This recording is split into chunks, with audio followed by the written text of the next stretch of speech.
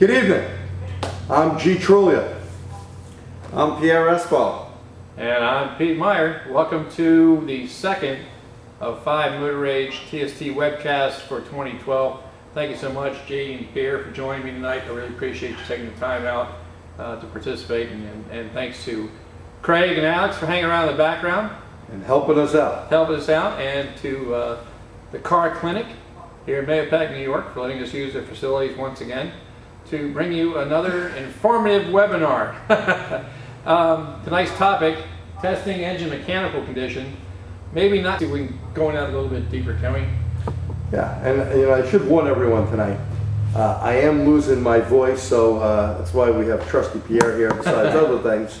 I may not be able to get through it all the way, but we'll try. Yeah. And when we're talking about this, Pete, some car companies, like Ford and Toyota, think it's so important to check the engine health before going in and replacing, a sensor or anything else. They do relative compression right from the data link, don't they? Right on the scan tools. So think about that. Now, if you don't have the scan tool, Pete, we're going to show them what to do, aren't we? Yeah, I mean, it seems even more so too, guys, and I guess Alex and Craig are always in the trenches. They can say the same thing. A lot of drivability issues, a lot of mystery misfires, if you will, can all be caused by intermittent sealing in the engine that can be very difficult to trace down. And if you want to do a traditional compression or leak down test, a lot of engines, that's not a simple matter. I mean, like our guinea pig tonight is 3.5 V6 Ford, where the rear bank is just about buried. You're looking at what, flat rate 2.5 hours to do a traditional compression test. How are you going to justify that to a customer on a maybe? So we have a few tips that use your Labscope to show you how you can get an idea of the mechanical condition of the engine a whole lot faster. And another comment I want to bring up on this is, Pierre mentioned earlier, not only are we looking for intermittent mechanical issues, but what about loss of volumetric efficiency? That's a biggie. And you loving race car stuff. Volumetric efficiency is key in getting power out of that motor, right? Absolutely. And if you get one that can't breathe, whether it might be an issue with the timing belt off or the VVT system that's not working. Right, clogged exhaust, someone put the wrong oil in to make that VVT system. Or they have a catalytic converter matrix that's broken and it's moving so that the problem is coming and going. Those are the kind that drive you crazy and eat your lunch. If they didn't buy a BMW, they wouldn't have that problem. We won't even go there. I do want to say, so that's what we're going to do tonight. We're going to show you some ways to find out a little bit faster on what the mechanical condition of the engine is. We've got a special guest on standby. I just wanted to bring that up. Our special guest on standby is Bernie Thompson from Automotive Test Solutions, or ATS, or otherwise known AKA as the Bernie tool. The Bernie tool is unbelievable, and Bernie will be our phone a friend. Our phone a friend. So we have a super duper expert that no one knows better than Bernie when it comes to these transducers and stuff. And I want to take all the patents. That's a good time to tell you now, guys and gals, if you're watching, if you have a question or comment, use the chat function to let us know what that is. And Craig and Alex will keep an eye on what you're posting and interject your questions for you. That's the whole thing, the reason we do this live and we invite you to come.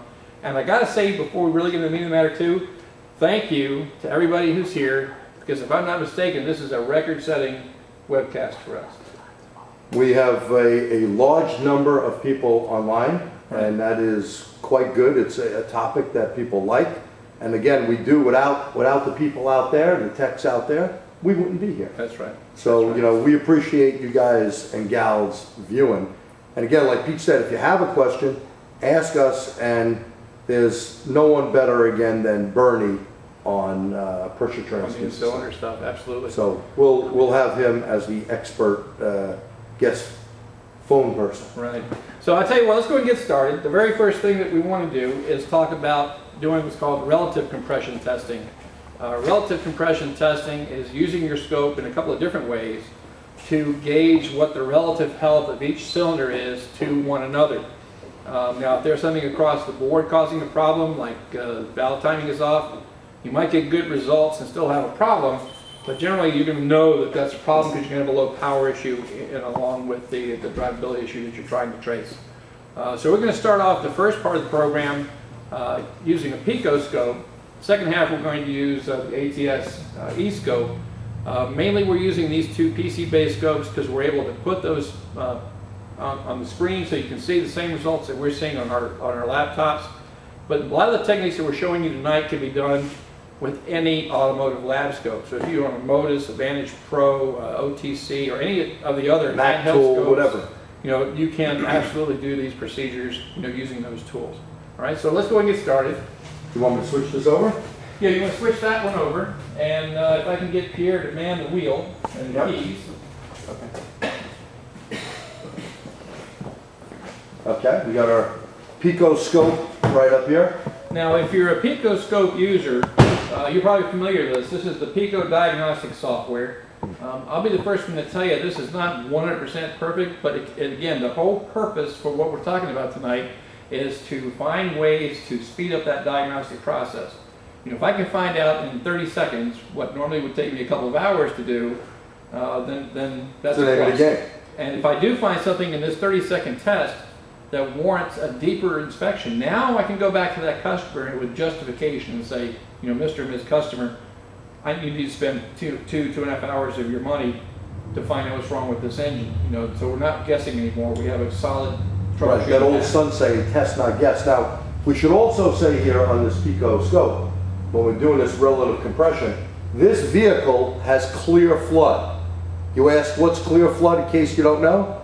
When you have your foot all the way down on the throttle, the computer knows that you're in wide open condition and cranking RPMs are low, in the 200 to 300 RPM range. And it prevents the fuel from going in. So we didn't need to pull out a relay. Some cars you may have to do that. Shut off injectors, whatever you have to do. Here, Pierre's inside the car, holding his foot down. He's going to crank it, and we're going to get this relative compression reading. Now, Gee, I think we should say this for the benefit of any younger viewers and newer technicians that are watching. Why do we want to worry about disabling the fuel system doing these compression-related tests? Well, one, we don't want to wash any cylinders down, and it wouldn't be accurate if this RPM is not a consistent RPM, Sure. right? That's one of the biggies that we'd be worried about. In fact, in one of the TST how-to columns that you guys are now putting in the magazine, you had a very interesting report there of a car that had an engine replaced because of a cylinder washdown issue that turned That's out right. to be simply a software problem.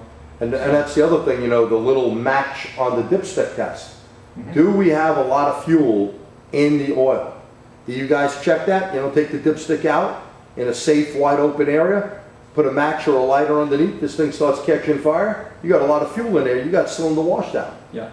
Oil needs to be drained, filter changed, and obviously you're going to need to put new plugs in that puppy as well. Yeah. And blow it out when you got the plugs out, blow all that fuel vapor out of there. Now, for the benefit of you guys who aren't familiar with the Picoscope, this little test is really easy because all it takes is one connection. All I'm doing is hooking up one channel to the battery. You know, positive to positive, negative to negative, and that's it. And what this tool is going to do is actually, and this is kind of neat, it's actually going to watch the AC ripple floating over the battery as it's cranking over to monitor the change in speed, kind of like a crank sensor. Right. Just like the crank sensor does. And let's just go over that one more time, Pete. All Pete has, and Craig, let me just get over here with that camera. All he has is a negative and positive clamp of the Labscope. Very, very simple, similar to the old Fluke Labscope, where you need to use an attenuator on theirs.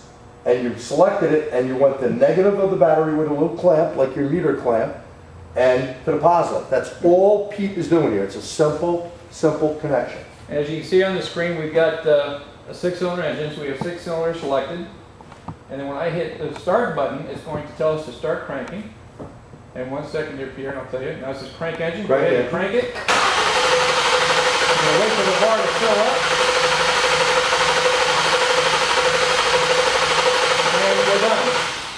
That was it. How quick was that? Now, how easy is that, Pete? If I had one that's about 15% difference, I'm going to need to look at that particular cylinder, right? Absolutely. Now the drawback to this one is that it's going to take the best performing cylinder, 100%, and it'll always list that as first, then go in firing order.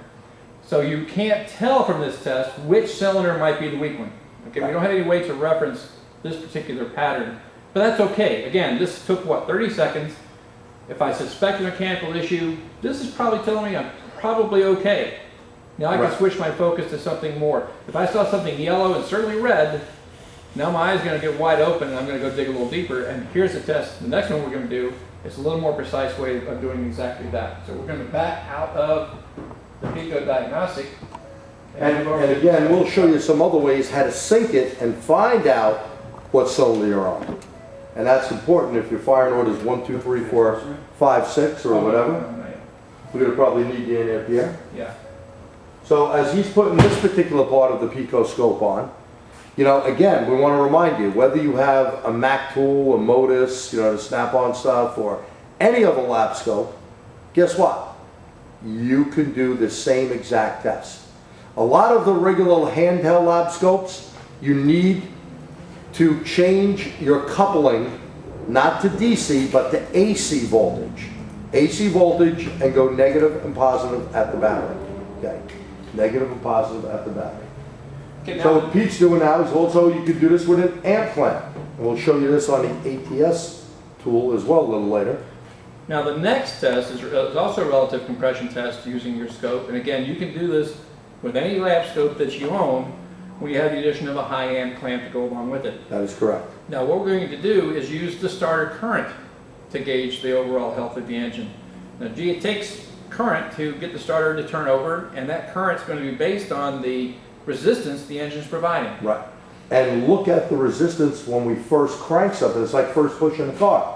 Amperage is going to go high at first, isn't it? Sure. And then it's going to drop down to its normal speed. And once we've got that initial inertia overcome and the motor's turning over, the only impact is going to be how much resistance there is in each individual cylinder. Cylinder, correct. And our scope's going to allow us to break that current draw at a time base fast enough for us to see that impact.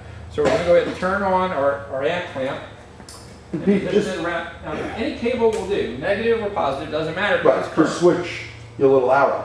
And by the way, Pete, is this anything new compared to the old big box scopes? The Suns, the Bears, the Allens, the Marquettes? I don't know. We all have that, guys. We all use it. All right, we're going to go ahead and set up our time base.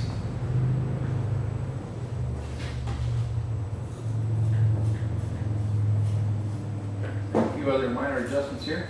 And choose our tool on this particular scope. Pick the amp clamp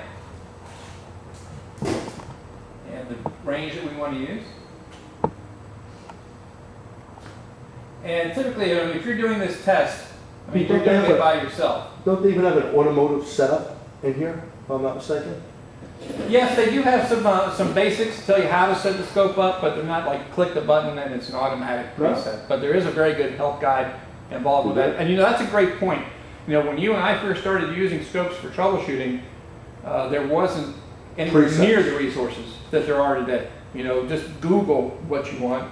Check out the motorage.com website for information on all types of different scope uses. No doubt. And certainly our man Bernie at ATS has got some great... Bernie has a lot of presets in there.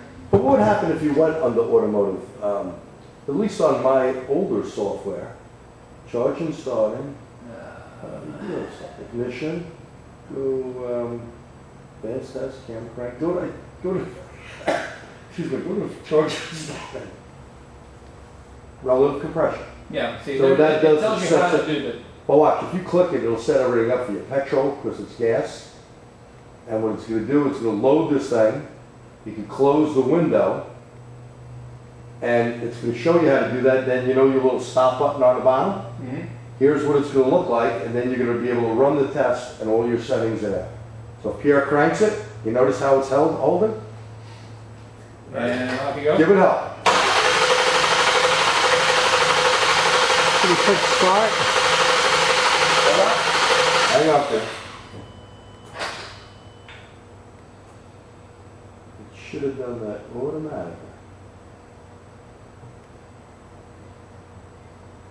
We'll just revert back to. By the way, could a lot of these things be done, let's say, with a snap-on Modus or a Genesis? Or, Yes, we just mentioned that. You can do that with any scope. Now again, what you need to do on your scope is couple it to AC voltage if you're using the leads, the red and the black. If you're using the amp clamp, then you leave it on DC volts. You can do the same thing we're doing All right, here. let's Let's try it here.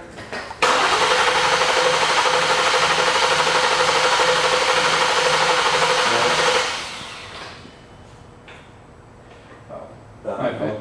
Again, that's the great thing about doing things live. By the way, did we tell you live stuff, things happen? Of course. Now, just like in your shop, it always happens. So here we go. Now we got it. Yeah. Go ahead. Kill it.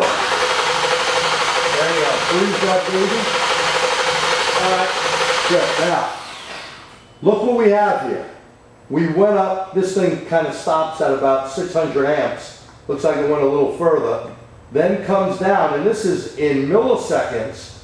So we know the starter cable, and the starter can't really sustain 600 amps for a long time. Mm-hmm. But in milliseconds, 1,000 milliseconds to make 1 second, comes down, and this looks like here it's about 180, 182, right? So 182 amps. If any of these cylinders were actually dead, he's going to blow it up. So let him blow it up. Excuse me for my throat and bad cold I have here. Go to California, what happens? I get sick. Just when the weather's great. Back here in New York. Now, if any of these humps were uneven, it's always playing the odd man out game. What's the odd man out game? If one of these were higher or way lower and not consistent at the tops, that would indicate we have some sort of cylinder problem. Now, Pete, what are you going to do next? Well, I tell you what, we see like a pattern, as you pointed out, every one of those peaks is a cylinder, right? Every one of them. So, I mean, we've got a 6-cylinder engine, we're looking at all 6 repeated, of course. You can see the one And set. if we notice one that was a lower peak than the others, took less current to turn through, that means there was less resistance in that cylinder. That cylinder is weak. We need to look at that a lot more closely. I agree. We can also tell by how high the peaks are from valley to top if we're dealing with a something that's affecting all the cylinders. Correct. Because there's going to be usually a much larger amount, top to bottom on a healthy engine, but if the timing stays off, it won't be quite as much. It'll be a lot lower. But this alone isn't really helping us out because we have no reference point. We don't know what cylinder is what here. So we're going to add a reference point. So we're going to cure that. Pete is going to cure this right now. And Craig, if we follow him over, he's using a ground lead. And what he's doing here, he's going to one of the coils to sync it. That way, when we rerun this, he's going to know what the fire order is in line. So if you don't have a problem, by the way, here's what I did. If I don't have a problem, I'm not going to sync it. Why? Why waste the time? Remember, we get paid by time. It's time, our time, and the customer's money. So I want to do this thing quick. And the best way to do that quick is, guess what? Hook it up real easy, down and dirty. If everything looks even, why sync it? But if we have an anomaly, there's a difference somewhere, I got to know where that is. Right. Do I want to pull out the rear plugs on this thing? I got to remove the manifold. And isn't that the truth? I mean, if you found out that you get a reference point and you find out that it's, in this case, one of the front cylinders, you don't have to go through all the trouble. But if you do find out it's on the back, well, again, now you have the justification to go back to your customer and say, I've got to pull this off to see what the problem is. No doubt. Real quick note for your scope users. Some scopes require these, some don't. Now, the particular Pico model that I own has a 50-volt limit as to what you can put into the box. When I hook up to the ignition coil, the primary side ignition coil, I'm going to get a lot more voltage than that. So I need to put what's called an attenuator in line. This is going to step down that input voltage to a level that my scope can handle and protect that scope. Right, from any arcing or burning out the circuitry in We it. don't want to pop that So open. check your equipment. Very, very important to make sure you do it right. And then we'll select the appropriate probe, the 21 attenuator. That is channel B on. And we will leave everything else pretty much the same. That is our B on the right side over here of the screen. And on your left is the amp clip. So we got both of them, as you can see the both lines coming across. That's his trigger. You ready to crank? Go ahead and crank. Go on, Mr. Peter.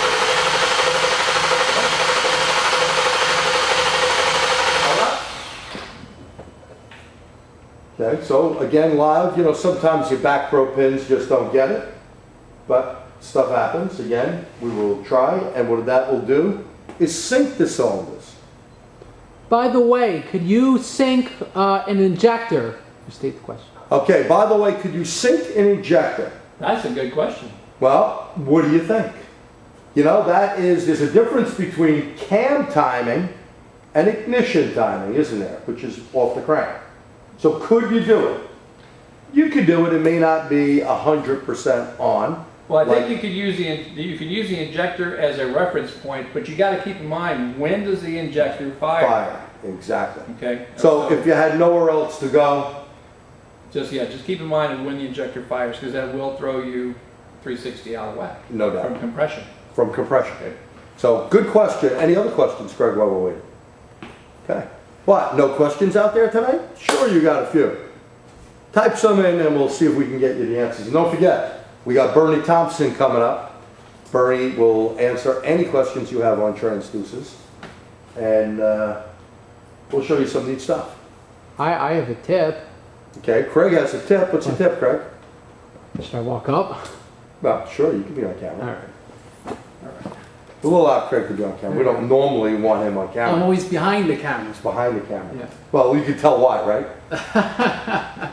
My tip is these days there's a lot of coil and plug testers, COP3, there's the ECOP, a lot of stuff out there where if the coil and plug, if there's a difference between different ignition coils, it's not necessarily, oh, it needs a coil. There could be a foul plug, and I've seen quite often a compression issue in the cylinder. So that's a quick way to find out also whether or not is it now worth doing a relative compression or doing a standard compression test. It's always, as you know, when I teach in my class, you know, one of the things years back we had here in New York State was always starting from the battery electric and going into engine. And if the engine itself is not in good shape, why are you moving on to computer components to replace? Okay, if we had an engine problem, isn't it going to affect the map sensor? Isn't it going to affect the MAF sensor? It's going to affect all of them. We don't need to go chasing our tail when it's something as simple as a mechanical problem. Excuse me, I need to cough. Yeah, for wear and G out. So. No, I'll ask a question while he's coughing. Just please restate it. Okay, cover it. You said, sorry if this is a silly question, but what wire of the primary ignition are you back probing at the coil pack? Good question. First of all, there's no such thing as a silly question. I always say, no such thing as a stupid question, only one that you don't ask. That's a silly one. Because then you don't know it. So great question and keep them coming. Now, Pete, so which one did you do? You got 2 wires on this one. Now on this particular coil, So it's a have 4. 2-wire primary, okay? And one, of course, is power. And is that going to change? That's not going to change. The ground side, though, is what controls the circuit. So I am on the ground side, the primary, and that's what gives us the pattern. Right. And we're triggering off what triggers the coil. So in other words, Pete, this is just like a fuel injector where I have key on, engine off, or engine running. I got 12 volts going to one side of the injector, right? And the other side will have 12 volts key on, engine off. Right. But as soon as I run it, and it gets the cam or crank signal, in this case the cam signal, Right. the computer's going to be doing this to the ground in milliseconds. Right. And we're always on the control side. Good question. And speaking of which, let's give that another try there. By the way, you would only have a straight line if you're on the wrong side. All right. It's okay. I can hear you, but I can't hear him. I got a bigger mouth with a sore throat. It's the hood and everything. Okay. And the glass. One more time. Go ahead. I was going the opposite way. Is it where you're triggering? It's like from right to left rather than left to right. Well, that's never been that problem. While we're looking at that, if you are in clear flood mode, is it correct that you cannot sync an injector? If you're in clear flood mode, is it correct that you cannot sync an injector? Yeah. Yeah, it's off. Yeah. Just cut the injector off. No power or no ground being applied to it. Yeah, there's no control. No control. Very good. Yeah. Any other questions? Yes. Can the attenuator be left in place all the time provided it is set up correctly? Can the attenuator be left in place all the time providing it's set up correctly? Well, the attenuator is only when you're dealing with a higher voltage, like ignition. if you're going to use, I mean, I guess you could, but why would you? You know, you Well, want to think get the more brake. accurate. I Yeah. guess the Pico guys would be happy if you broke it, you have to buy a new one. Oh, yeah. It was like Fluke. it's a Fluke had filter. one years back, it was like 40, 50 Give bucks. me another shot Remember, there, Pierre. Let's see what's Pierre? Okay, Pierre, give it a shot. There you go. Hold on. Yeah. I stuck my head out the window, now I can hear it. Okay. Pierre's in luxury inside the car. Are there any special adapters we need for our scope to do any of these tests? Any special adapters needed for a scope? Now again, no matter what brand you have, you should have an amp clamp that makes life easier. And again, all you would need is leads with a positive and negative to do what we're doing here, okay? And another set of leads, you can do it on a 2-channel scope. In fact, when I do classes, I have the guys bring their Vantage, I have guys pull in their Modus, their Genesis with the scope module on it. You could do it on an old Fluke, an old Tektronix, whatever you have, an old Intero. It works on every single thing. So you don't need super special stuff. Anything Pierre, else, give me a Chris? second, but don't hold it in clear flood. Don't hold, you No don't clear let it start. flag. Start it. All right. Don't hold it in clear I flag. didn't hold it. Hold on. Now, we're on the right track, because it's interesting, on this vehicle, clear flood not only kills the injection, it also kills the ignition. Ah. And go ahead and give me another one right now. Why is it going to the tracing to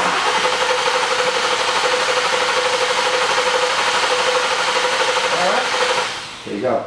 there we go. Hey, it took a while to figure out, guys, but again, this is just like in the shop. You have a vehicle. But you had to pull the relay. I had to pull the relay in order to keep from flooding the cylinders, pull the fuel pump relay. In clear flood mode, not only are the injectors on this engine killed, but so is the ignition. So these That's blue what- lines are the ignition. Yes. This blue was lines? one of the 2 wires you plugged in at the coil. Yes. And we said, what guys? Not, you're right, not the power wire, the opposite, the control wire is the blue. And remember, on this car, it killed the ignition. You probably don't want to heat the coils up. Maybe. Okay? Maybe. Killed ignition and it killed the fuel. So, hey, we knew what a relay was. We looked at that earlier on because having electronic throttle and all that sometimes, most of the time Ford does have clear flood. You can see it even in their scan tool. But just in case, we took a look at it earlier on without RTFBN. We didn't read the information. It's interesting that they do something to protect the coil on a Ford. Rex says it's interesting that they did something to protect the coil on a Ford. Well, you know, there's nothing worse than when you have a dry hole and you keep popping out 60,000 kV, you know, right? 60 Sure. kV, that you could burn that coil up and do some serious damage. So, Well, think about it. If you're, what affects the amount of voltage demand at the coil? You've got the gap, the gap. pressure it's under, and the amount of fuel there. The If molecules we of take fuel. the fuel out, then it's a lot less conductive. It takes more energy to jump that gap, and that puts more of a strain on the coil. No So, doubt. yeah. No So doubt. it doesn't make sense. Now we got a pattern, but now I guess the main thing we want to say is that we have a reference. And I want to stress here, it doesn't matter which coil I picked. Okay, this one I happen to be on number 4. Number 4 coil. Okay, because it's easy to get to. Number 1, if I wanted to do number 1, I got to go dig under that. It's way in the back. button. That's correct. So, but it doesn't matter as long as I know what the firing order is. Okay, once I know which one I'm referenced to, if I know this is number 4, I can use the firing order to identify all the remaining peaks and what cylinder they're associated with. So that will help me narrow down if I do have one that's flat. That'll help me tell which one I need to dig at a lot more closely. Now, I'm just wondering, and I'm going to put this out to all the folks that are watching. What else do you think this relationship can tell me? I have a reference, and I have the peak for the starter current draw. What do you think else I can tell about this engine? We'll give you a minute to figure that out. We don't give away the money like Doo-Doo does, but you're not Jeopardy. Anyone venturing to guess? Easy again. Breathing of engine. Ooh, getting close. Getting close. What relationship do we have? Restate it. Okay, the one said, the comment came in is that we're looking at the breathing capability of the engine. We're looking at volumetric efficiency relationships. What do I know about the timing of How it? about, yeah, you can check base cam timing. That's what we're looking Good. for, base cam timing. is a pretty good answer. I'll take that one. Good one, The Ken. ignition event is occurring just before the peak. And what does that peak represent? That's the most compression. That's top dead center of that cylinder. So that's giving me an idea this is occurring just before TDC. Exactly. So I got a real good idea that the timing on this engine is okay. If I saw this way to the left, way to the right, certainly if it was in the valley, We're in trouble. I've got a problem, you know, and it's very quickly identified. And by the way, with variable valve timing nowadays, like this car does have, and someone using the wrong oil, we may run into problems like that. Oh, but I'm gonna leave, that's the second half, fellas, because if you really want to talk about how to diagnose that and a lot of other things, the in-cylinder pressure testing that we're gonna do in the second half is gonna be a whole lot more involved with that. Okay, any questions so far on what we've covered so far in the relative compression? Does this apply to the Genesis of the scope attachment? Does this apply to the Genesis with the scope attachment? Yes, it does. This will work. I want to stress, any of the ones that we've shared with you, any automotive scope can perform these tests. If I'm not mistaken, most come with the high amp clamp as part of the package. Many do. If not, you could buy a generic high amp clamp, Yeah. and you could find them just about anywhere. We've got them. I mean, the tool truck's got them on there. Our friends over at Carlos at AES, you know, is a great place to buy that type of equipment. So, yeah, you can. It's not a problem. Any scope will do this. Yes, they're test pretty with easy stress to purchase. And why can't you trigger off secondary? Why can't you trigger off secondary? We didn't say you couldn't. Yeah, sure. Why not? But- We're dealing with a coil unplug ignition, though. How difficult would it be for us to do that? Well, if we had the Bernie cop tool, we could do that. But most guys are not going to have these coil unplug attachments. Right. So why go off secondary? But if you, sir or ma'am, have the correct adapter, secondary, we got a little clamp. If you're doing a DIS ignition, okay, or you're doing an old conventional distributor ignition, then you've got the secondary leads exposed. By all means, by all means, grab that. Then we could use something like, not that Yeah, kit. I mean, but it's just an inductive somewhere. clamp that you can put over it for your second, just a trigger lead, just like you would if you're going to I know measure a where it secondary is. pattern. While he's looking, I found it. what scaling for the high amp clamp are you using right now? Okay, we'll answer that question in a minute. This is just like the old days. Right. All this is a trigger off #1, and you can get this for many people. This comes out of the ATS kit, but you can get this for many, many people. So Oh yeah, it's no big deal. yeah. Excuse me. Now, can you rephrase that question, please? Or The scaling. What scaling are we using for the amp clamp? well, the major amp clamp or the big amp clamp. Let's go over here. These only have one setup on them. So maybe you can move in on that, Greg. Yeah, It's these, either on or off. yeah, and the scaling on this one is it's 1 millivolt per amp. Correct. And as far as the scaling on the screen that we've been watching, that right now is on the -100 to plus 600 amp scale, so that we're catching the entire peak, you know, Correct. full draw. And there's a lot of other information in that pattern that we've talked about in other webcasts and will in the future.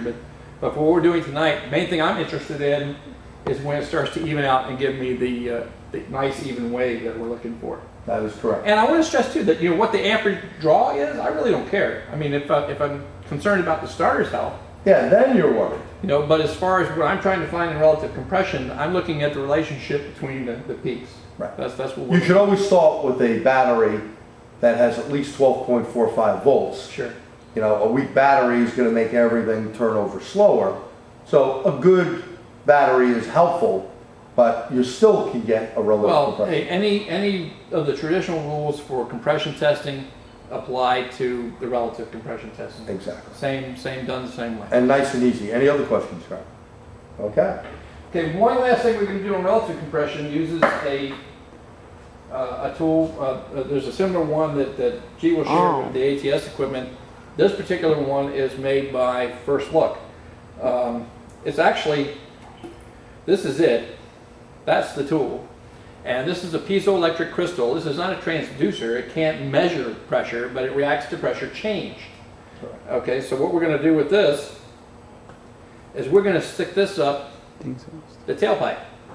And what we're going to watch are the pressure pulses coming out of the tailpipe. Now, if the cylinders are producing an equal amount, shouldn't the pressure pulses coming out be relatively equal? And that's what we're going to find out. So I'm going to take one end of it, Oh, okay, I was gonna walk it back there. and then we'll walk this through here. For that. May I add that I know the ACE misfire detective also does that from Thompson Automotive Labs. That's correct. Yeah, actually the ACE misfire detective is based on the use of the first look sensor and that pattern. Excuse me. So, yeah, absolutely. And just for giggles, we'll run that in on the third channel.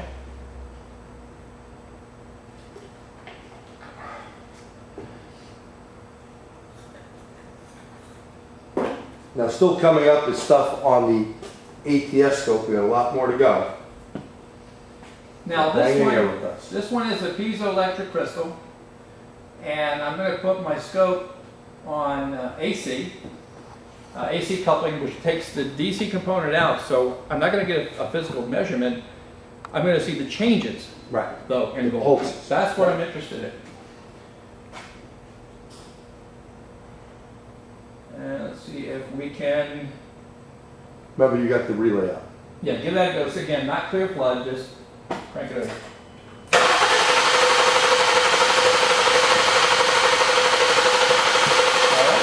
That's our green. And we'll go ahead and one of the nice features about many of the PC-based scopes is that, like you see me doing here, is able to take a section of that and zoom in and magnify on it to take a closer look. Now look what we got.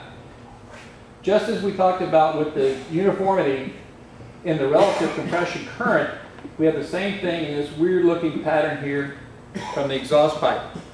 And that's what I'm looking at. Are the peaks the same? Now I want to caution you that when you're looking at an exhaust pulse, depending on the engine design, depending on the exhaust pipe layout, you may see, say, every other lower Right. or some uniformity to the discrepancy, if that makes any sense. So you have to take into what you're dealing with, the engine design you're dealing with. Look for not the trees, but look at the forest. Look for that thing that stands out as being different from the rest. So practice makes perfect on this, and getting a known good vehicle, saving this wave pattern, to Right. say that this is a 2012 Ford Explorer with a 3.5 liter, would help us then know if there was a problem if we had one. Right, and we've said this before.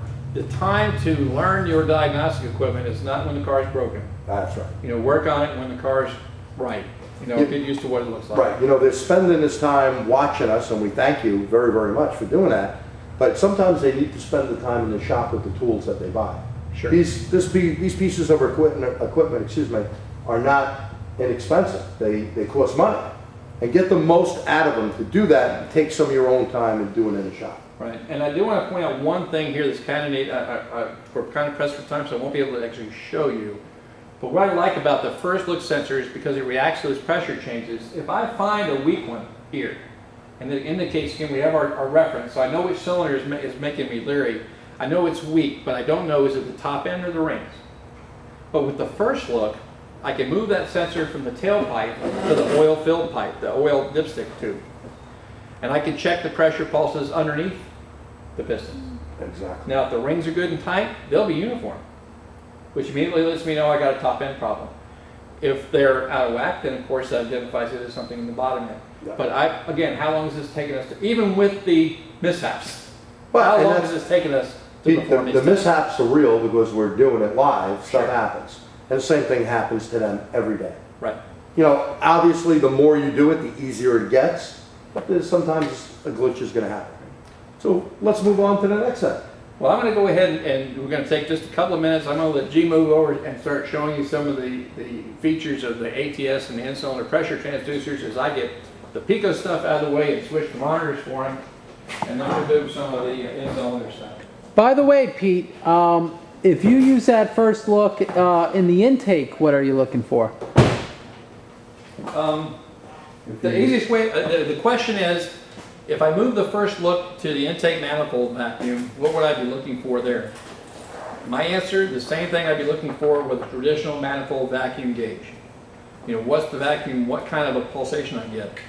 We're also going to get into things like the pressure transducers. If you really want a tool that can take it one step further, these are the keys, because you're actually measuring what's there as opposed to just seeing what the reaction is. Okay.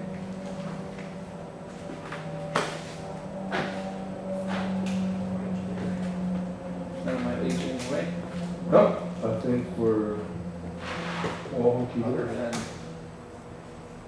Why does it take you so long to set up in the shop? It happens instantly. what's the Hey, that is, I tell you what, that's a good point. I want to bring that up. Recently, we did a class on everyday scope use. And I heard something referenced by one of the guys that showed up that I thought was really, really good. The relay's out, right? Yes. No, it's in. Relative compression testing with the scope takes very little time after the scope is already prepared up and running. But don't you come in and start up your other equipment when you get to the shop in the morning. Make it a habit of breaking your scope out, turning it on, getting it ready, and having it sitting on your workbench so that when you do need it, it's all ready to go. And you'll be more prone to use it, and you'll get a lot better at using it when you do a little bit every day. Exactly. When it's out, lunchtime breaks, slow cars, whatever. Okay, so right now, we're just going to show you how quick and easy it is. Didn't really do much other than put the ATS 8-channel scope on. I have my amp clamp. I'm taking the amp clamp, I'm putting it around the battery cable. My scope is grounded with my lead. We're going to look at, right up there, you can look up on the scope. You notice here I have it up on hold. I held it there because when I just tested it out, you can see my amperage went up to about 700 amps and then comes down to about that 180. Okay, so real quick, let's just show you real quick. We take it off hold. Go ahead, Karen, do it. There you go. How long did that take me? Couldn't they do this on every vehicle that comes in? Well, actually, if you, I think many of you may be familiar with someone of reputation, Barton on Mac Vandenberg. Mac Vandenberg, great guy, And, father of now the Allen Smart Scope. And he's not the only fellow out there who's done this. We've had some stuff that we printed in the magazine on battery starting charging system testing. This is one of the connections. This is one of the connections. That and the voltmeter leads. If you want to do a real service for your customer, you do that battery starting charging system test. It takes like 2 minutes. You can also perform this test at the same time. Again, 2 minutes. And you will not only sell more preventive maintenance to your customers, because you'll have it right there in black, well, yellow and black, to show them that they have an issue, but you're doing them a service. I mean, come on. I, for one, do not want my wife trapped on the interstate at rush hour, sitting on the side of the road trying to deal with a problem with the car, especially if I just got it out of the shop. No doubt. For maintenance. No doubt. So that's the consumer's side of the coin, Or I don't want to go spending money on an oxygen sensor and an air-fuel ratio sensor, a mass air, and some other sensor to find out when I bring it back to the dealer, oh, I have a problem with my engine. Yeah. Then someone missed something, and that's the wrong thing. So what I used to do years back with my old Fluke 97 and Tektronix 222, the Fluke 97 was easier to print from. So I would do this AC coupling it, and later on, Fluke came out with the 98, made it a lot easier. Now you have the Bernie scope here, the automotive test solution scope. I could save this, I could print this, I could email it to the customer. That's the beauty of PC-based stuff. And what you need to do as technicians is get used to this technology, start it up, even things off the Modus. I tell people on the Modus, Yes. you can save it on a little card and put it in your computer, print it out, do whatever you got to do. Same with OTC. Yeah. It's all there. It's there for them. And by the way, folks, you can also use this as a sales tool to show them that their car is healthy and that you did check it, and it makes you better than the other guy. Yes. You know, Pierre, that was something that I always did. It's like the Midtronics battery tester, right? You show them, it's good, it's good, it's good. The 5th time, oh, Mr. Smith or Mrs. Jones, look, your battery's bad. You're going to get the same. Well, and I know we're getting off, a little bit off tangent, but I got to add, because it's kind of a pet peeve of mine. When you're a professional automotive technician, we're not grease monkeys. We're not the guys that you think about with, we're not goobers. You're a professional, and the people who bring in their cars to you, they don't know anything about cars, or they think they do, but you and I know that they have no idea of the technology in a modern automobile. But they're coming to you, it's up to you. I mean, just like going to the doctor. If I go to the doctor to complain of that cough, and he misses the tumor in my belly, Oh, no. then Is that why I'm so fat these days? But I think you get the point. You know, we owe it to our customers to not only treat the complaint that they're in for, but to help them assure that the car they're driving is safe and dependable, and it's not going to leave them on the side of the road, and for God's sakes, it's not going to cause harm to them or Right. their families. It's supposed to be as running as designed. They trust you as a professional, and as a professional, you're supposed to be looking out for them. So before we're going to take some questions in a little bit, we need to set up for the pressure transducer. We're going to take the spark plug out, and we're going to have our buddy Bernie from Automotive Test Solutions online. Let's test his volume. Bernie, are you there with us? Okay, so we got our buddy Bernie here. We're going to be switching out of this. And we are going to the pressure transducer. So as this is loading up, So, if you can mute your volume because I got feedback. Do you have a question? so Pete, how do we handle doing these tests on, let's say, a hybrid? On a hybrid? Yes. Why would that be any different? You have to be able to perform certain mechanical tests to run the engine when you want to, right? Well, because the hybrid will not start its motor sometimes if it's There's not different moving. ways to Yeah, do there's it. different ways to do that. You'd have to look at the service information system for that particular model. But it's still an internal combustion engine. You can still use many of these techniques to do the same thing. And I will stress too, you know, that yes, technology advances, and you've heard us say this before, we've shown you already a few different ways of doing the same thing, getting to the same point. Because there are going to be situations where you can't use method A or method B, and you need to know method C and method D. Right. Let me add this as well, Pete. And what I'll add is basically on a Honda hybrid, it's pretty easy. A Honda hybrid works with the 12-volt starter motor. What you need to do is make sure you disable the high voltage, and that's pretty easy. There is just a relay or a fuse to take out, and then you just crank it over. And by the way, you should be doing that for your customer, so the starter is exercised, or what happens, it's going to rust up and never work. Sure. Now, if we're on something like a Prius with two Gen 1, motor generator 1, MG1, MG2, Right. well then, there's no starter involved. The starter really is, guess what? It's the motor. Right. You need to use your scan tool to initiate a compression test. So that's the little bit of difference with whatever motor would be on. Any other questions, Craig? How Okay. about on a Volt? You lift the hood and the motor starts. Well, that's a Volt does, as well as other GMs. That is a quick tip. You lift the hood up, the high voltage is on shut-off mode. Okay, Pierre has got his spark plug out. We have the Bernie software up on the screen. And one nice thing about the software that's up on the screen is Bernie here has top dead center. He shows us what should be good, what happens at bottom dead center. So you know what happens at 180, 360, 540, and 720.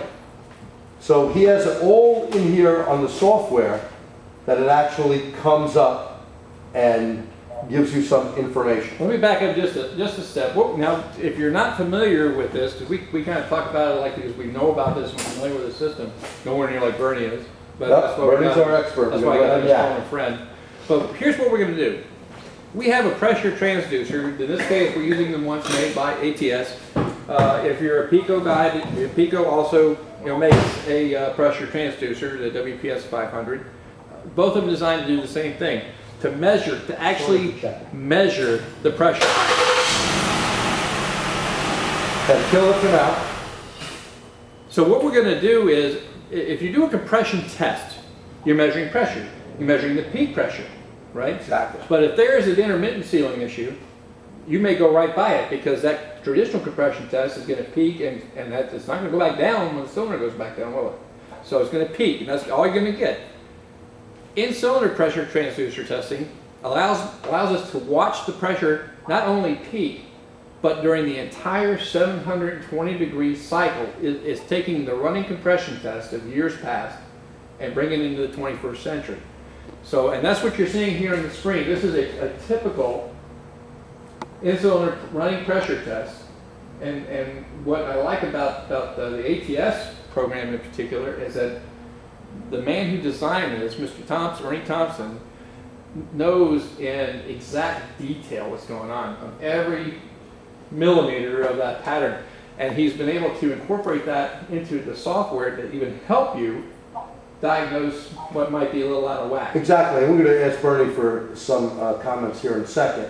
Bernie has put this all together. It started up, you'll see this goes away here, and you can see that you can play the matchup game and it'll tell you degrees on, off, whatever. I mean, really nice setup of how Bernie has set this whole scope up. What the ignition time is, exhaust, and let's ask the, let me hit pause before you do that, just so it's up there, Pierre. Start it back up. Then run it to the top. There you go. Okay, thank you. All right, Bernie, let's hear from the expert himself, Mr. Bernie Thompson from ATS. And let me remind you all that Bernie holds all the patents, him and Neil, his partner, hold all the patents on this type of diagnostic and testing. And Bernie is the man we went to because, like I said, as far as I mean, he led the way in this testing method. No doubt. But keep in mind that, again, you can use his transducers. The PB350 Fluke is still out there. The Pico transducers out there. If you already have a Picoscope, a Modus, any of these scopes will get this pattern. The But ATS you won't get software all of the diagnosis. gives them the diagnostic. In other words, instead of you having to master the pattern, this particular software you're getting Bernie's expertise, right there on your piece. And by the way, there have been some good articles that Bernie has written. Yes. He's done some for us for the TST newsletter, as well as Craig has written some good stuff. And Bernie has also done an insert in one of my books on it. Yeah, and if you get a chance to see Bernie do his class in person, he does a lot of training across the nation. If you get a chance to see him in person, by all means, take that class. Okay, so Mr. Bernie, the expert. Nothing, kiss your Give us some information on what made you first think of this, because I know you think of everything, but what really made you come up with the idea of using pressure transducers and putting it to where the layperson really can figure this out? The very first thing that I want to mention is He's got to take his volume off. Turn your volume off on the other end because you're echoing. And let's try that again. how about? That's better. That's it. You got it, brother. Okay, the first thing that I really want to mention is that any scope and any pressure transducer contain these waveforms. The most important thing to do is for the technician to realize the time saving that's involved here. If you have a camshaft that's one tooth at a time, and you have 4 cams, 2 exhaust, 2 intake on a V-style engine, and one is off, it is a very hard diagnostic for anyone. I'm going to spend an hour just trying to figure out what it must be that. Then I look at the front of the engine, and it's an 8-hour pull down. Well, then I work on it a couple more hours to make sure that I've eliminated every other possibility, and then I tear it down. Now, one of the problems might be if the indexing has come off, or the BBT cam gear has a problem.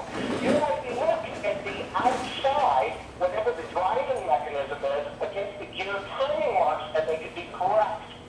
What you might not find is something that's misindexed where the shaft of the gear has moved.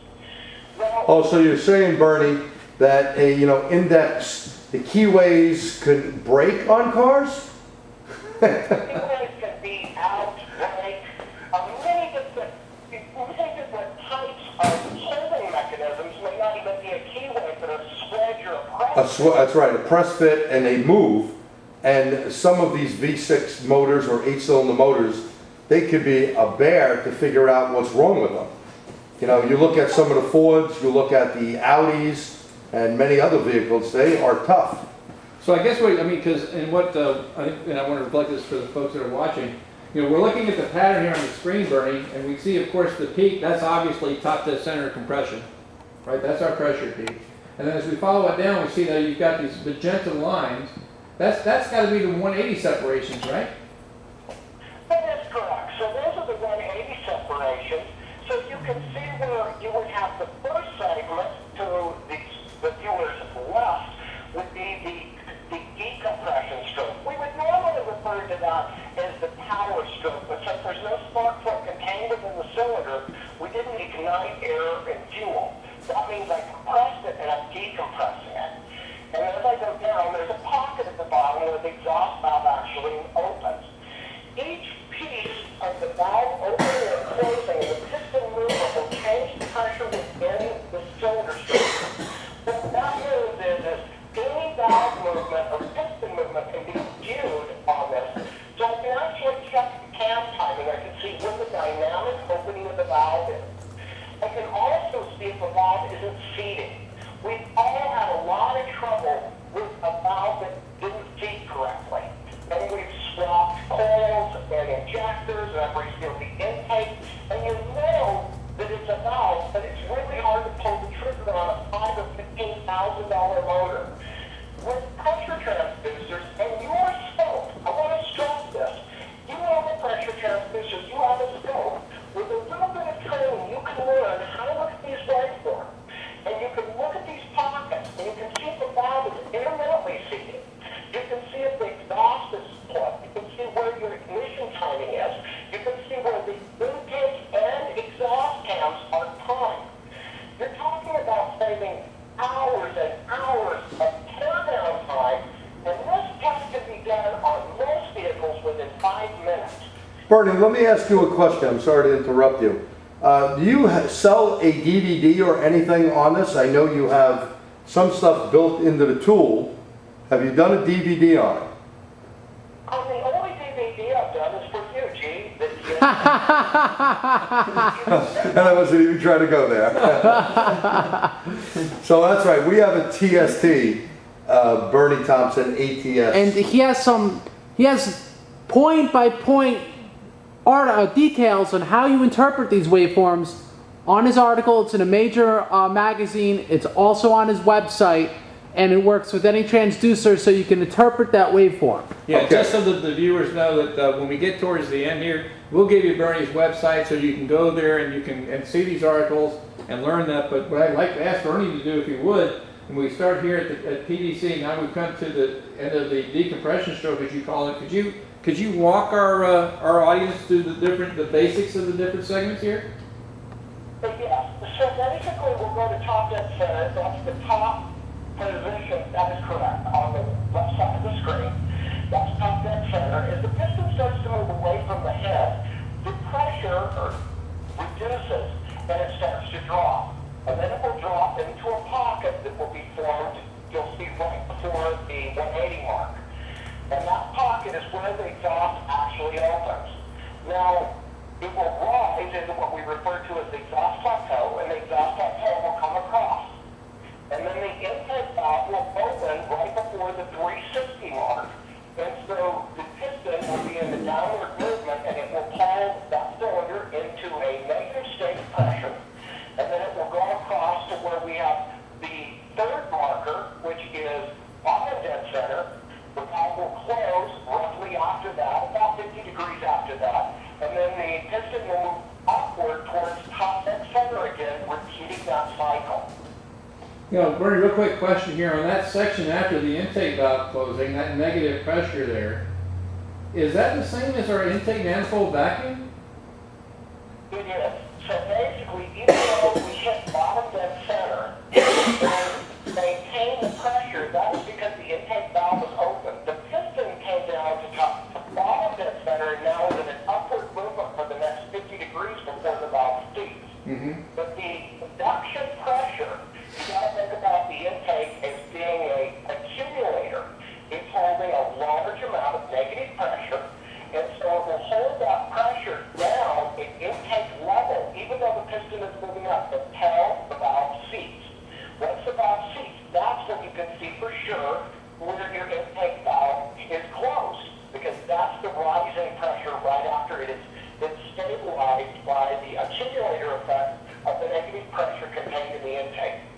want to point out that again, on your software, and I know there are some aftermarket softwares for other PC-based scopes for laying out these markers to give you a reference point. But even if you don't have that, what I do, and still do, is I'll take my screen capture, save it, and I put it in the Paint, the Microsoft Windows Paint program, and I can divide this up for myself. But what I want to point out here, and Bernie, please chime in, you're looking at the relationship of the pressure, but it's telling you the relationship of where things are. For example, if that exhaust angle was way to the left or way to the right, you got an idea there's a problem there, don't you? That's right. Yes, by where the exhaust ramp is located by bottom dead and top dead center marks, that will show your cam timing. It is also important to look at where the pockets are. So you multiple check these waveforms. You want to check where the valve pocket was. You want to check the rising ramp from the exhaust. You want to check the intake falling ramp, and you want to check the rising point of where the intake closed. By looking at all points, you can be certain of where the cam timing truly is. Okay, and you also use this to diagnose, say, variable valve timing? Variable valve timing, for a lot of guys, becomes a problem, but when you do this, you can have the engine in a running state, and you can command the VVT solenoid with a scan tool, and you can actually watch this move on this waveform. If your scan tool will not apply the solenoid, you can manually apply it by applying a power and a ground. Just make sure you do that for a very short time so you don't damage the solenoid windings. Sure. But if you turn it on for 5 seconds or so, you'll see this waveform move and the engine will want to die. You might want to raise the engine RPM slightly, and you want to apply the DVT and then release it. And the most important thing you're doing here is not only to make sure that I can move it, but it moves freely. With today's oil change recommendations, many customers don't change their oil nearly enough, and the carbon concentration that's built up within the DVT gearing can slip these gears. Or they may be helical gears, or they may be a vane style. That's the more common one these days is vanes. But it'll stick, because what happens, it'll start to move, and then it'll jump. And you're watching the waveform for very slow movements to where it advances and it retards cleanly. And that's imperative, because you'll set codes if it doesn't. And you'll have drivability problems if it doesn't. And I guess another question I'd like to ask, going to the exhaust plateau, is there any benefit there to I guess that's represented the back pressure, isn't it? Yeah. The exhaust plateau doesn't relate to exhaust back pressure at the plateau mark. The exhaust back pressure will be checked 30 to 60 degrees after bottom dead center. So when you come down to bottom dead center, you would go 30 to 60 degrees after that. You would mark the highest point of pressure within those degrees, and you would measure the bottom exhaust pocket. That pressure is your exhaust back pressure. So the exhaust ramp as a whole, if it starts to rise in pressure towards the 360 mark, that's a scavenging problem. That's a problem with a flat camshaft timing, the exhaust is closing too early. Somehow, as the piston is coming up, I'm not scavenging and forcing the expected gases out the exhaust. They're contained still in the cylinder. So any rise in pressure towards the 360 mark is a scavenge problem. Any rise, as soon as the exhaust valve opens, a real sharp rise there, that's indicative of an exhaust back pressure problem. So I want to make sure that those of us who are watching and listening to Bernie describe this basic pattern, here we are again. How long did it take us to capture that cylinder? Not just a minute or minutes. Especially when I have Pierre taking the plug out and everything. He's already It's doing that the easy. grunt work, right? Pierre did all the great work. The hands didn't even get dirty. Look at the information that we can find in just that pattern, and if we get a few minutes, let's see if we can get back to our slides. Oh, sure. And Bernie has done a wonderful job helping the industry, with this bit of information and equipment that can save us hours and hours of time of taking stuff apart. Yeah. Great job, Bernie. Bounce a bit ahead here.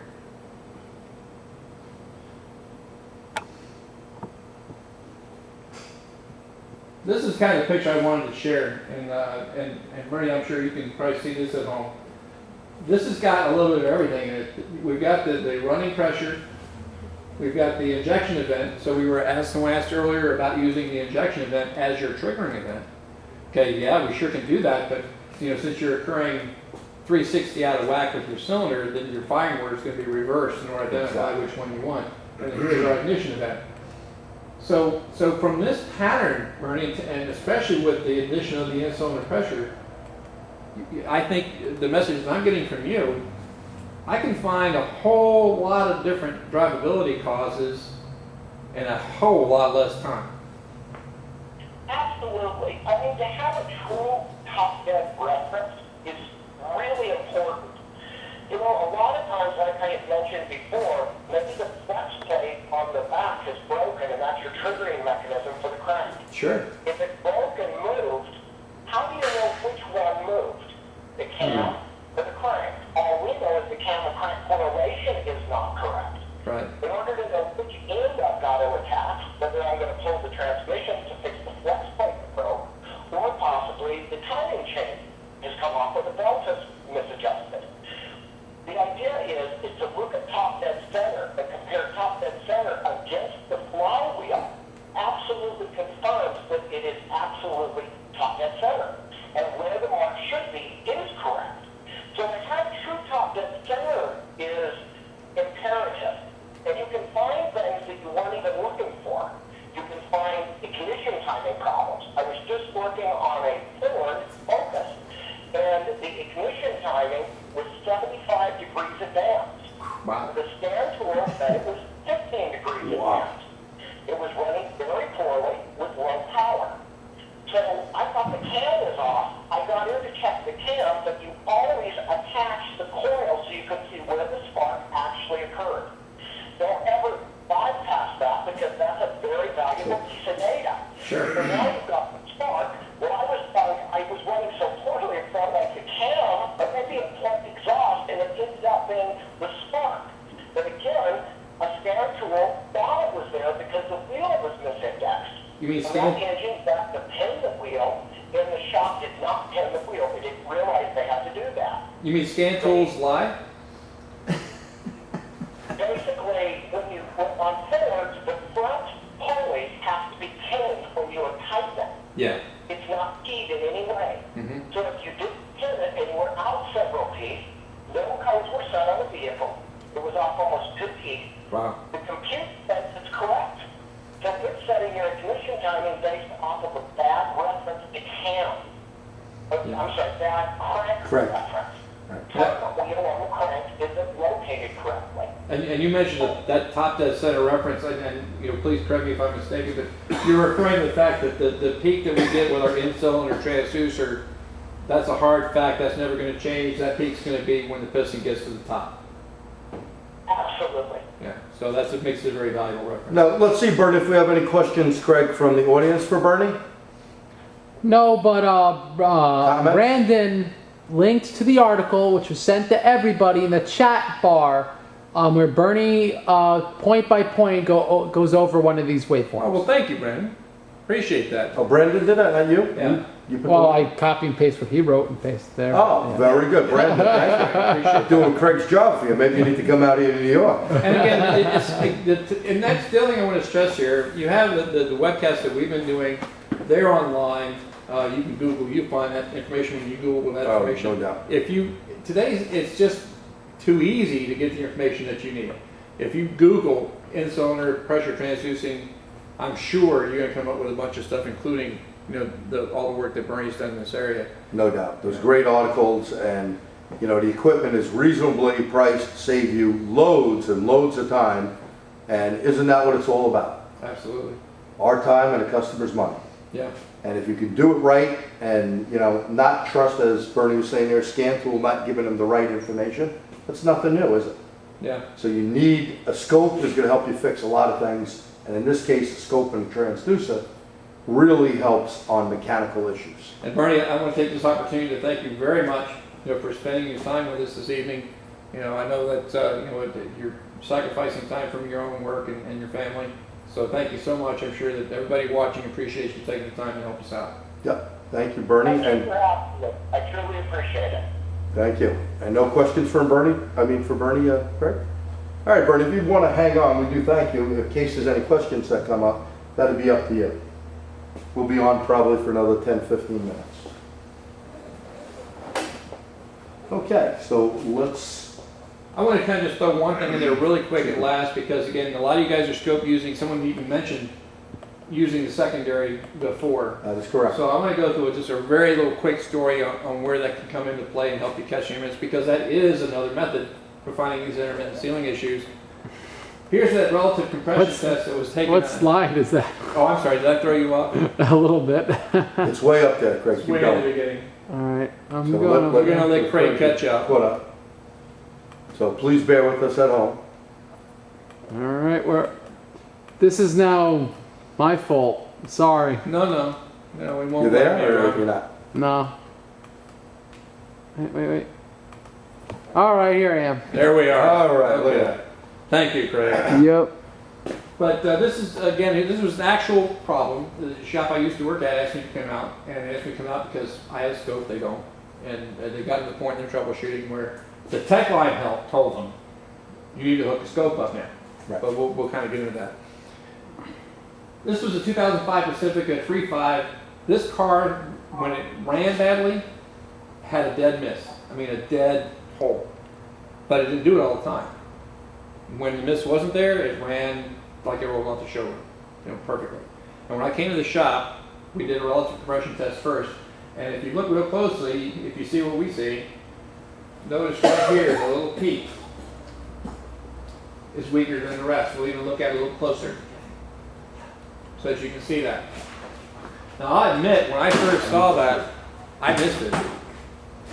But the evidence was there that we did have a weakness in the engine. Oh, it's an odd man out game, huh? Yeah. Now put a reference so we know, and the reference is separate from a trigger in my terminology anyway. The trigger tells the scope when to start drawing the picture. The reference lets us know where we are in relation to everything else. So this is reference to cylinder number 4. That's our secondary, just like we did here on the Ford. Zoom in and we can now see that, hey, that just happened to be the cylinder that's got the issue. Now we're going to bounce way ahead. I'm going to screw Craig all up again. Oh, Just keep hitting the things so you get Thing that. is, remember the Pacifica. remember the Alamo. As you can tell, we didn't quite follow the slides tonight, but hey, Okay. that's live. Giving them great info and had Bernie online. Always a pleasure listening to Bernie. Now, this originally come in with a jump timing belt. And the technician that worked in this car, very competent technician, he did everything he could to make sure that everything was sealing fine before he just recommended the timing belt. And he went and replaced the timing belt, started up, ran fine, sent it on its way. It was only a few days before the customer came back with the mill light on, complaining of this intermittent loss of power that's running badly. And 304 stored in memory. But we could not get it to fail at the time he called me out. Now, he had looked in and took a look at the with a bore scope inside, saw evidence of contact, felt he had a problem with the valves, got permission to take the heads off, sent him to the machine shop. Machine shop sent him back, so there's nothing wrong with the heads. They had pressure vacuum tested, there wasn't any leakage. Then you start second guessing yourself. Don't you? Now, machine shop said there was no problem with it, got to be something else. He puts it back together, drives it for a couple of days, cannot get the car to act up. As soon as he gives it back to the customer, it acts up. Now he's got Denefix's helpline involved with it. They say, well, maybe you're losing primary ignition or you're losing an injector or something intermittently. That's where the need for the scope came in. Right. And that's what you're looking at here is power to the injector and coil, and then the ground side of both. Now we couldn't get it to act up. I'm get you going way ahead to that little secondary pattern. Craig's getting good with his fingers. Your buddy, you all set there? Okay. And what I want to point out in here is notice the burn line on this pattern. Notice how it's jagged. Now, we The talked, Jaggies, as Mac Vandenbrink would call it. Matt Vandenbrink is actually the one that taught me what to look for here. Very briefly, what you're looking at here is an intermittent sealing problem. When that valve is not sealed, all that pressure tries to get out, creates a tremendous amount of turbulence that will actually blow that spark around. And you can mimic that for yourself to see that. And we're kind of low on the clock there, so I just want to make sure we got this out there. Don't lose your skills when it comes to secondary ignition analysis. That's a lost art. Oh, you know. very important. And, you know, again, not many people even sell secondary ignition stuff. The tower we have here, the E-scope tower, has ignition, the secondary ignition. I think he calls it the ignition, maybe? Yeah, you can- and you connect it in series with the. So coil plug. secondary is still very, very important. And if you're too lazy to go into secondary, at least go into primary, because secondary is mimicking primary. Yes, and this was actually That's a primary. measured on the primary side of the coil. You're going to see the same thing reflected in the burn You line. can always tell the difference right there if it's a secondary or primary. That's a primary pattern. And there's just a few more examples of what was there. Spark line, how it went up. And I'm going to bounce ahead some more and mess Craig up some more. Bounce, bounce, bounce, bounce. Because Bernie did a fantastic job of telling us all about that. So I definitely want to take an opportunity to thank again Bernie for coming out tonight and helping us out.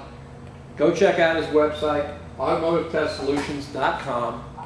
Very easy to find. Again, good articles Good there. articles, and I'll say it, he did some great articles, Motor Magazine.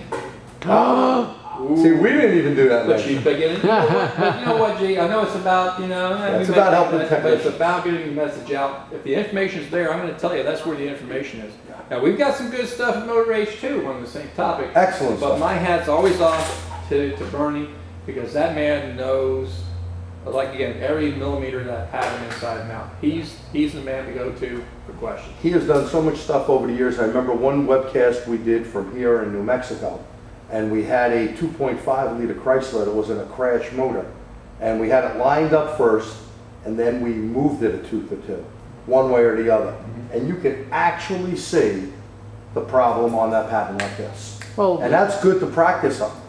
it Yeah. moves left and right. Right. You'll Yeah. know exactly where the ramp's supposed to be. Exactly. If you know the ramp, John Anello did a couple of good things on it that, from what Bernie was teaching him and stuff. in the John classes. Thornton has got a lot of great Thornton, information. yeah. Now these guys, because Bernie is really the father of this pressure transducer stuff. Yeah.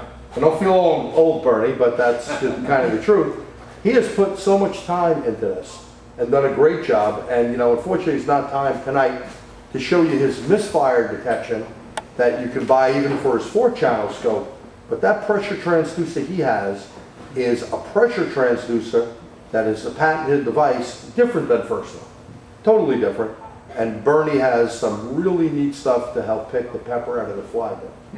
Okay, Yeah. it's good stuff. Also, my other buddy, no relation to Bernie, John Thompson, also has a nice setup, but again, it's different.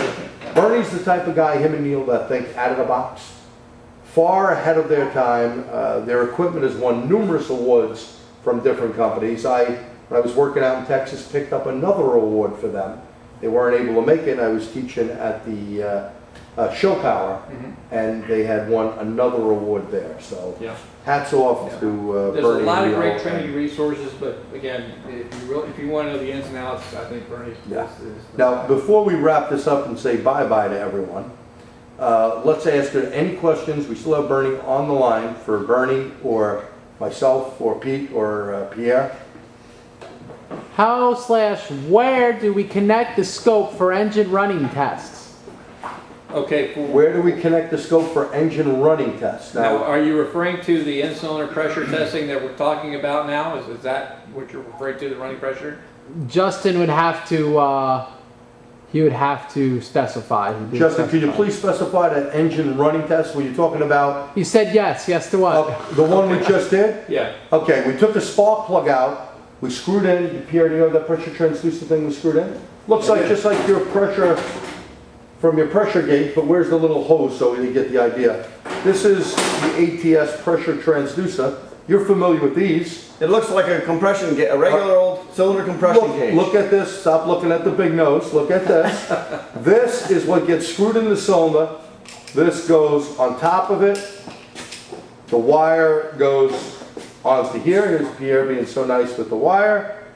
The little connector goes in, and this goes right into the scope, and you're all hooked up. Thank you, Vanna White. So in other words, if you're going to get to do, if you're going to do a traditional compression test, and you have the transducer, plug that in instead, because you're going to get so much more information. My old For the same amount of PV500 from Fluke had some stuff like that today. Yes, you can do that even with the LPV Yeah, series fluid. and now they only make the 350. But as he said, any transducer, and I would say really the best information on this is, again, read Bernie stuff, because it can really help you and get known good patterns and bad patterns. Right. If you've got a car sitting around in your shop that you know you can change the timing on, take the belt, move it a notch.